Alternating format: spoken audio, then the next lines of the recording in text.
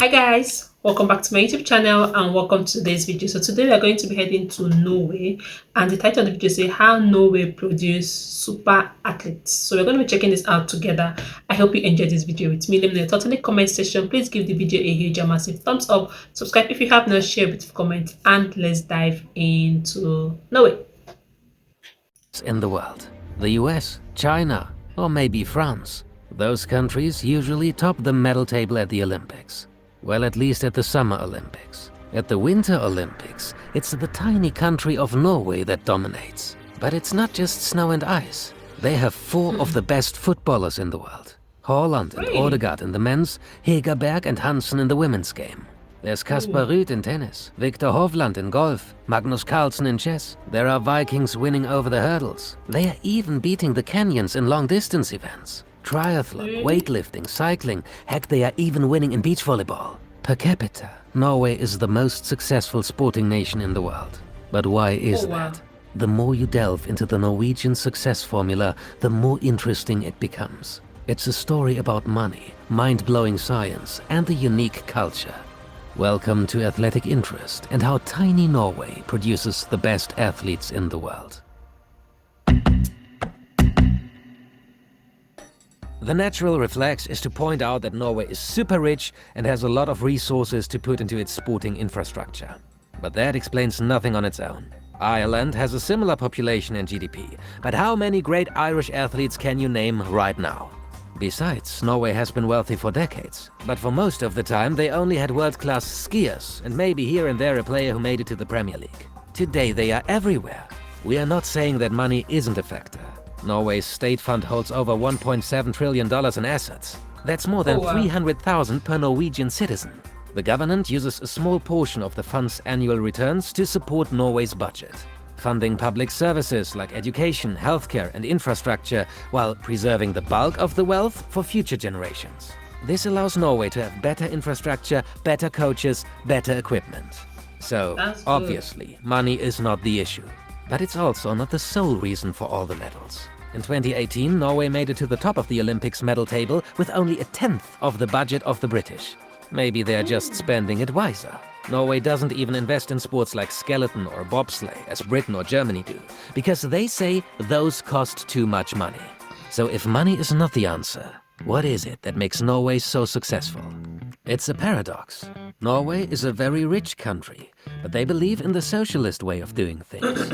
Success should come from working hard and being together. Families don't need to chase athletic scholarships because college, like healthcare for youth, is free. Sports is not seen as a way out of a tough neighborhood. 93% of children grow up playing organized sports. Organized usually means in a local sports club. There are more than 11,000 of those in Norway. This also means that there are a lot of coaches.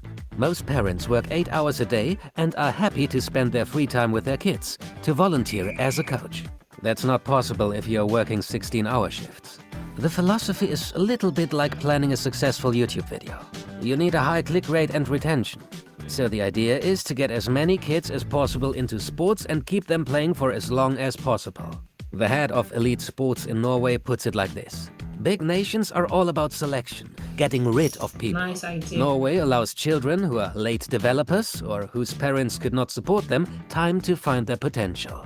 This means that despite its relatively small population, the talent pool is huge, because basically everyone is doing sports. It may sound like a small detail, but it's much more than that, because of the so-called relative age effect. There is a great video by Memeable Data that deep dives just into this. We'll link it in the description. For our story, we'll focus on what this means for sports. These are all players in the Spanish First Division, grouped by month of birth. As you can see, there are significantly more players born in the first half of the year. That's not a coincidence. In most sports, children are grouped based on their year of birth. So let's say you are born December 31st, 2008, and your best friend is born January the 1st, the same year. Your friend is almost 1 year older than you, but you're still competing against each other. On average, children born earlier in the year are taller, stronger and faster. Therefore, an older child will have a higher chance of being selected by the coach to play. Being selected to play means the child gets more experience, becomes better, and ends up with higher chances of becoming a professional athlete later on. The older player is picked because he is better, and then ends up becoming better with time because he Really? was picked, apparently validating the early decision of the coach. Small advantages at an early stage become bigger advantages later on. Countries like the US or China with a high population don't care. They can simply drag millions of kids through their sports system, and some of them will get through. But if you are a small country like Norway, you need to make sure that you do not waste a single talent simply because they were born late in the year. Norway's success in sports isn't just about talent, it's about smart systems and innovation. Speaking of innovation from Norway, So the kids born the first month of the year gets better chances of entering the sport. Then what happens to the kids born later the year? Don't they have chances? I want to understand that in the comment section if you're from Norway. Is that how it's been operated? Okay, this is quite interesting to watch. All right, the fact that it's a smaller country, but they take sport as an important aspect of their well-being. Like the parents make sure they are more active in the kids' life when it comes to sports, working 8 hours and the remaining free time they're able to volunteer to be a coach for sports. That's another way of bonding with your child, which is really, really amazing. All right, besties, let's keep on watching. I would like to find out why the other kids that are born later in the year don't have better chances than the first kids that are born first in the year. I don't know if you get what I'm trying to say. Yeah. does Norway get almost all their kids to do sports? For comparison, in the US only a little more than half of the kids are doing sports. Norway's success is the result of a plan called Children's Rights in Sport, adopted by the National Olympic Committee in 2007. It is a document unlike any other in the world. On 8 pages, it describes the type of experience that every child in Norway must be provided. The vision of idrettsglede, which literally means the joy of sport. The document is about safety, friendship, but also the freedom to choose. Children may decide for themselves how much they would like to train, and can even opt out of games if they just want to practice. Want to transfer clubs in mid-season? Go ahead, no penalty. Teams are not even allowed to keep score until kids are 11.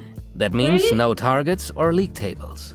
Coaches are forbidden from telling young athletes how much they weigh to not induce eating disorders. Competition is promoted, but not at the expense of development and the joy of sport for all. That's good. Because Norway believes the motivation of children in sport is much more important than that of the parent or coach. Violate the rules, and the federation or club risks losing access to government grants. Children are also not pushed to specialize in a single sport too early. Erling Haaland grew up running, skiing, and playing handball. The idea is to leave the kids alone, because they learn a lot from playing, from not being anxious, from not being counted, from not being judged, and they tend to stay on for longer. And also at a later age, the joy of sports is reinforced. There even is a strict no idiots rule, as the skier Ketil Jansrud explained in 2018. We believe there is no good explanation for why you have to be a jerk to be a good athlete. We just won't have that kind of thing on our team. Okay, so everyone is doing sports and there are no idiots. But what happens next? If an athlete is good, they are brought to Olympiatoppen, the Norwegian elite sports center. This is where Norway's sports machine goes into overdrive. Located in Oslo, Olympiatoppen combines cutting-edge sports science with Norway's unique philosophy. Every Olympiatoppen athlete gets a personalized team. Coaches, physiotherapists, nutritionists, and mental performance experts.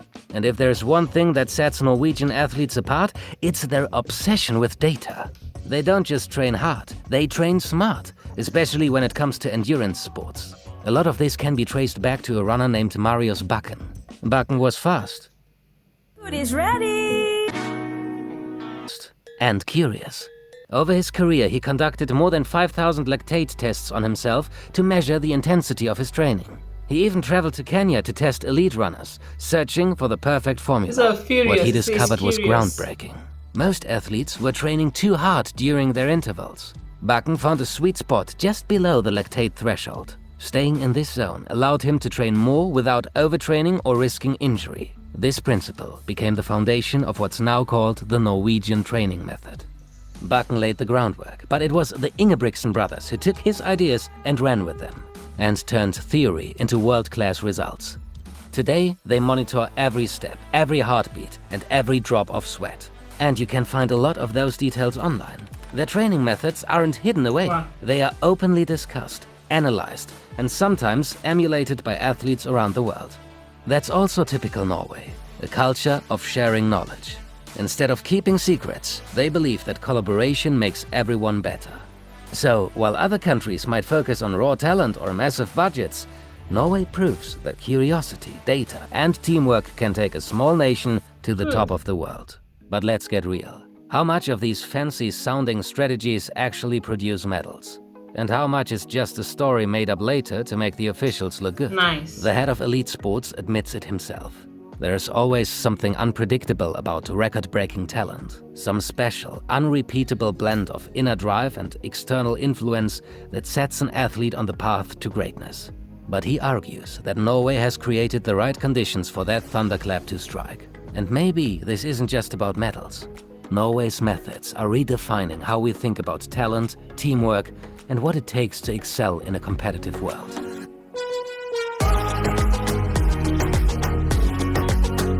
It was very, very interesting to watch. I hope you enjoyed this video with me. I love the fact that they groom the kids right from small, okay? And I want to know at what age do they, groom kids to start this sports journey, okay? And the fact that they also share their own ideas, like their own success of how they achieve so speed, so strength online is quite interesting, okay? It's quite inspiring. It's good to share, and I love the fact that they always do teamwork, building of teamwork, and it's not only about talent. They also love teamwork as well. This is an amazing piece to watch. I hope this video educates you in case you want to travel to Norway, or in case you are looking for an opportunity with your family to go to Norway. Norway has an amazing opportunity for kids.